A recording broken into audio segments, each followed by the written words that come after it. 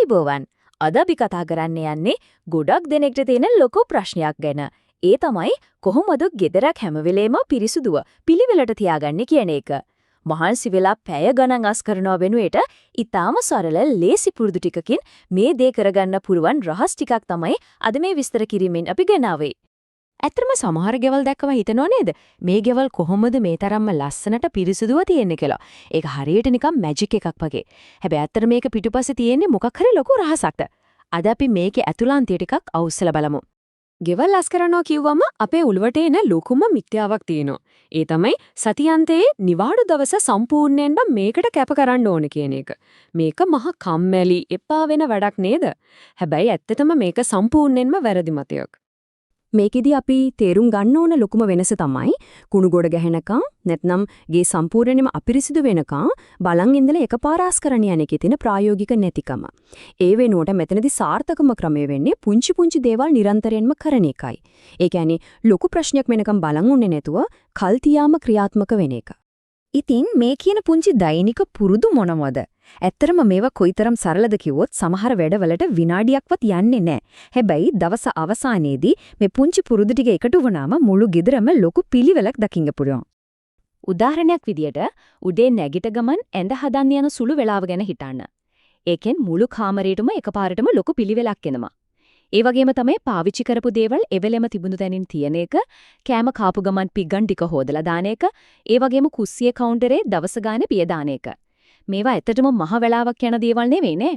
මේ පුරුදු තවත් දුරට ගෙනිච්චොත් ගෙදර නිතරම ගැවසෙන තැන් ටිකක් අඩු ගාලා දාන එකෙන් දූවිලි එකතු වෙන එක නැති වෙනවා.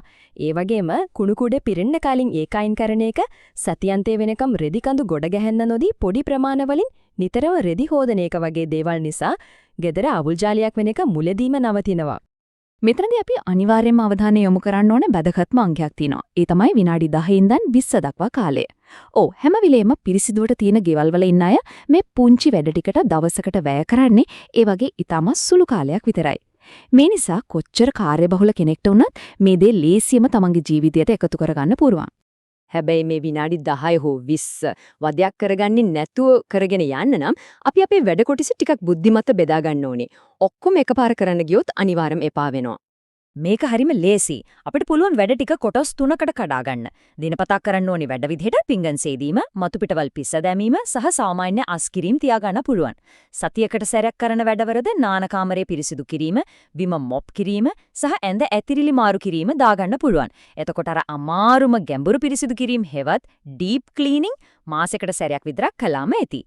මේ විදිහට වැඩ බෙදාගත්තම ඇඟට දැනෙන්නෙම නෑ. මේ කාලසටහන් වලට අමතරව කිසිම මහන්සියක් නැතුව මේ පිළිවෙල දිගටම පවත්වාගෙන යන්න පුළුවන් අපූර්ව රහසක් තියෙනවා. මේක ඇත්තටම පිරිසිදු කිරීමේ ස්වර්ණමය නීතියක් කිව්වොත් නිවැරදි. ඒ නීතිය තමයි කිසිම වෙලාවක හිස්සතින් කාමරයකින් එළියට යන්න එපා කියන එක. මේක පොඩ්ඩක් හිතලා බලන්න.